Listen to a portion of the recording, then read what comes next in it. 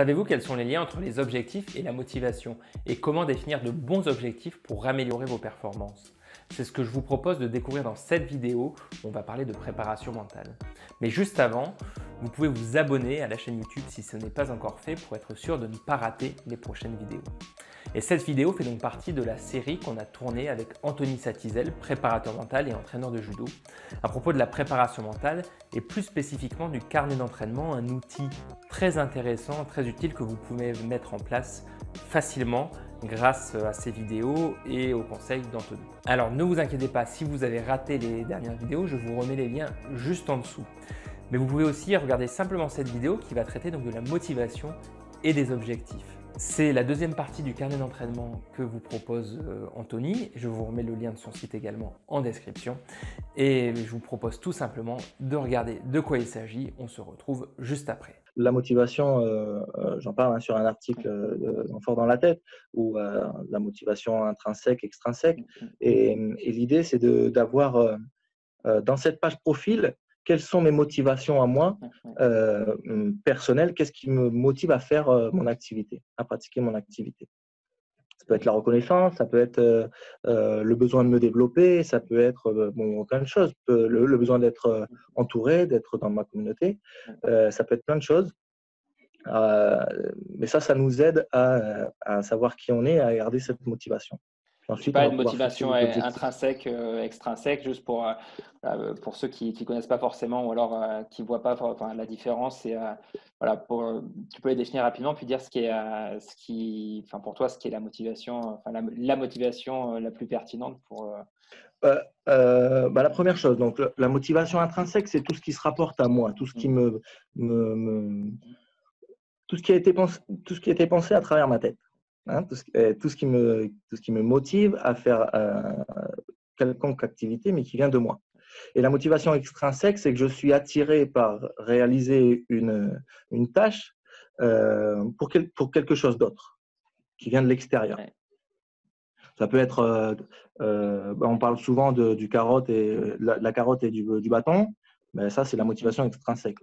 Hein, je veux atteindre la médaille d'or pour que tout le monde me voie et sache et peut-être toucher une prime, etc.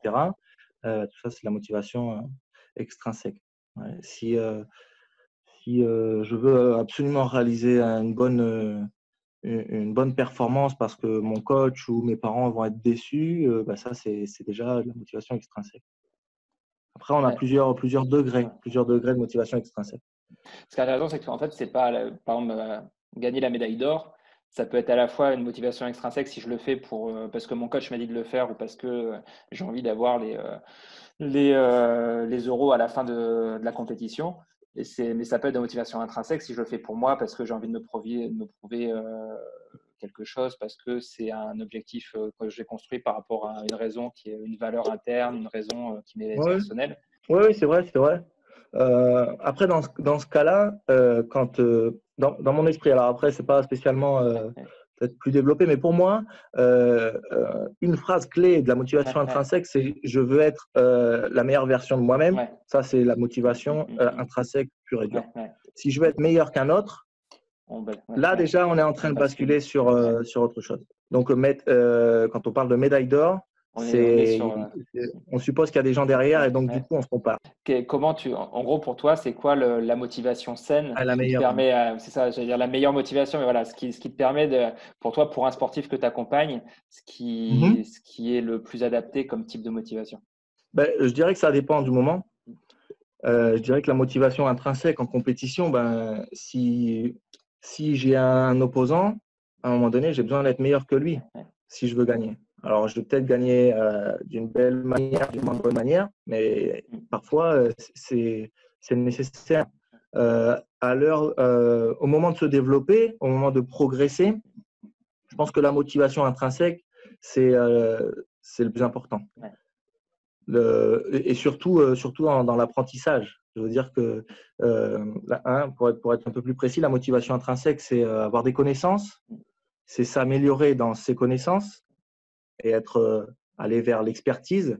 Et c'est aussi la motivation intrinsèque. Moi, je suis content d'aller pratiquer du judo parce que je vais être avec mes amis. Ça fait partie ça, c'est la motivation intrinsèque. Et donc, c'est la base du plaisir dans le sport, en fait. La motivation intrinsèque, on va aller vers ce versant, on va dire, pour avoir du plaisir dans son activité. Ouais, et après, donc, il y a un équilibre à trouver entre de la motivation intrinsèque qui est indispensable pour que ce soit pas une contrainte d'aller faire du sport et que ça reste, Mhm. enfin, du sport ou toute autre activité, quoi, que ce soit un plaisir de faire l'activité et qu'on ne soit pas juste en train de vouloir absolument rattraper quelqu'un, avoir tel prix, etc. Et par contre, la motivation extrinsèque, elle te permet de te comparer, de progresser potentiellement parce que tu vas avoir un objectif un peu plus extérieur à atteindre, quelqu'un à dépasser ou autre. Et après, c'est un équilibre entre les deux pour pouvoir être heureux dans ce que tu fais et prendre plaisir à le faire et en même temps se fixer des objectifs par rapport à soi-même, mais aussi des, euh, des objectifs Avoir une déterminants d'aller vision un peu chercher, plus. quoi, une vision. Ouais. Ouais, Et ouais, juste, bah, c'est tout à fait ça. Ouais. Et Exactement, justement, exactement. par rapport à ça, les objectifs, parce qu'il y a différents types d'objectifs, et pareil, pour se construire une stratégie, là aussi, quel que soit le domaine, en sport, mais c'est vrai aussi si on a une entreprise, c'est vrai même si on a un boulot et qu'on veut évoluer dans son boulot, si on est étudiant et qu'on a des examens, des concours, on a tendance à se dire, comme ça, quand voilà, j'ai l'impression dans des gens que j'ai pu accompagner, tiens, j'ai un objectif, c'est forcément ça. J'ai un seul objectif, il n'est pas forcément d'ailleurs très très bien défini en termes de temporalité, de ce qui va permettre de savoir qu'on l'a atteint, etc.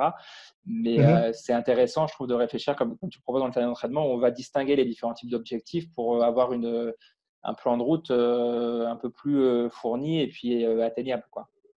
Ouais, bah, exactement. Bah, d'abord, hein, je pense que le plus intéressant, c'est de savoir ce qu'on veut vraiment dans la finalité. On parle du rêve.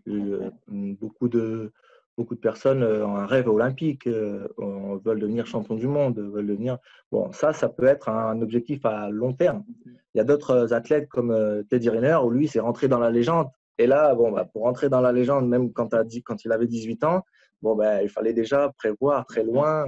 Si à 18 ans, il a mis ses objectifs en place de rentrer dans la légende, bah, il a quand même certaines étapes à passer. Donc, on va découper un petit peu ce rêve et on va dire, bah, OK, pour rentrer dans la légende, qu'est-ce qu'on a besoin? Et on va mettre en place des objectifs à moins long terme, et puis à moyen terme et à court terme. Ouais. Et à partir de ces différents objectifs, ben, on va détailler un petit peu. On va mettre ce qui revient le plus souvent, c'est un objectif de résultat. Donc, je veux rentrer dans la légende, je veux être champion du monde, je veux être champion départemental. Bon, bah, ça, c'est un objectif de résultat. Et on en revient à ce qu'on disait tout à l'heure. Il va falloir battre certaines personnes. Mais il y a aussi la différence entre un objectif de résultat et un objectif de performance. C'est-à-dire que pour un coureur, son objectif de résultat, ça peut être gagner. Mais son objectif de performance, ça peut être courir alors je ne suis peut-être pas très bon dans les chiffres que je vais proposer, mais courir le 10 km en 30 minutes. Ouais. Hein, peut-être que selon le niveau de la course, son objectif, ça va être celui-là. Et peut-être que normalement, si c'est mis en relation, l'objectif de performance et l'objectif de résultat, ben, si c'est que sur ce type de course, les personnes courent à moins de, en plus de 30 En plus de minutes 30 le 10 minutes, ouais. km, Ouais. voilà, bah, il sait que déjà, s'il atteint son objectif de performance, il a de grandes chances d'atteindre son objectif de résultat. Ouais. Voilà. Et puis ensuite, bah, il y a des objectifs de maîtrise. Qu'est-ce que je vais faire pour pouvoir améliorer ma course et rentrer dans mes 30 minutes? Après, ça, c'est les spécialistes de la discipline qui vont mettre en place les choses. Alors, peut-être améliorer sa foulée, peut-être que le toucher, peut-être que, bon, je ne sais pas, je ne suis pas spécialiste de la discipline, mais peut-être qu'il y a des choses en particulier à faire là-dessus. Et donc, du coup, des objectifs de maîtrise, on va en déduire des objectifs d'entraînement. Bah, d'accord. Bah, comme je veux améliorer le contact de mon pied au sol, bah, peut-être que sur les 3 mois qui viennent, je vais faire, je sais pas, 30 000 fois Ce ce coup de pied. mouvement pour. Ouais. Exactement. Et c'est ça qui est intéressant parce qu'on passe d'un objectif des fois qui est qui est un objectif de résultat et puis on va s'entraîner derrière, à la dure ou on peut, voilà, de manière pas forcément structurée, alors a fortiori si on est loisir ou amateur, mais en se disant, bah tiens, mais par exemple, plus je fais de combat, plus ça va d'entraînement, plus ça va marcher pour atteindre, plus j'ai de chances d'atteindre Mhm. mon objectif de résultat. Alors que si on le décompose comme ça, déjà, ça peut générer un stress important. Et puis, si on le décompose comme ça, on se donne des étapes intermédiaires et on se donne des points, des étapes intermédiaires qui permettent de valider des acquis et une partie d'acquis qui dépendent que de nous, les objectifs de maîtrise, et qui ne vont pas être liés à une performance en compétition ou autre. Donc, ça permet aussi de se réapproprier, de se donner confiance et de s'approprier son entraînement et puis le parcours jusqu'à la compétition.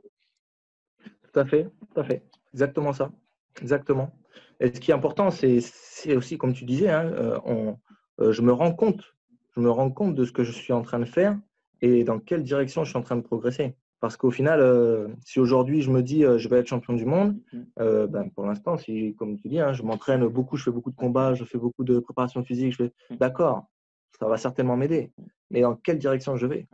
Qu'est-ce que je suis en train de faire? Je suis en train de devenir un super combattant, mais dans l'esprit combattant?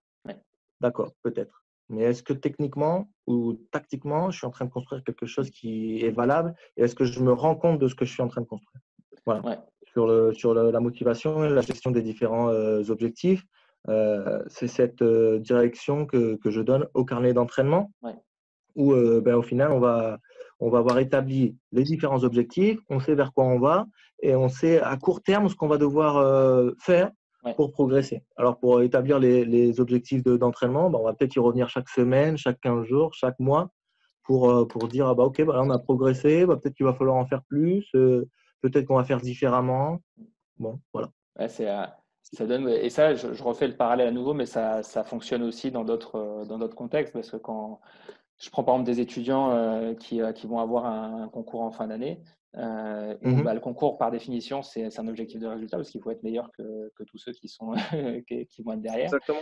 Et pareil, il faut pouvoir s'entraîner sur différents thèmes. Et c'est pas, par exemple, s'il ne s'agit pas juste de faire des concours blancs, il va falloir travailler sur les plans de révision, sur l'énergie, par exemple, comment je fais pour être en forme. Donc peut-être aussi apprendre à maîtriser son sommeil, apprendre à maîtriser son niveau de stress pour ne pas tomber dans un stress dépassé le jour du concours. Donc ça aussi, c'est très intéressant pour reprendre de la maîtrise et puis construire, avoir une direction claire sur là où on veut aller. Si, bien sûr. Hein, quand on reprend les objectifs d'entraînement de maîtrise, c'est ça. Hein, moi, je veux être bon dans… Alors, je prends mon parcours universitaire aussi, hein, mais je veux être bon dans la physiologie. Et voilà, mon objectif de maîtrise, c'est travailler la physiologie. Pour travailler dans la physiologie, je vais m'imposer d'apprendre une technique, un cours particulier. Une fois par semaine. Une fois par semaine, je vais être un crack sur ce thème. Clair. Et donc, du coup, ensuite, une fois, là, on a travaillé, on a défini un peu qui on était, son profil, on a travaillé la motivation et les objectifs. Ce que tu proposes après, toi, c'est ce que tu appelles la boîte à confiance. Voilà, j'espère que cette vidéo vous a plu, qu'elle vous aura permis de continuer de mettre en place votre carnet d'entraînement ou en tout cas de comprendre en quoi des objectifs bien définis contribuent à votre motivation et in fine à votre réussite. Si vous avez aimé cette vidéo, je vous invite à laisser un petit pouce en l'air, à la partager, à la commenter et puis on se retrouve très vite pour la suite de cette série de vidéos avec Anthony. Ciao!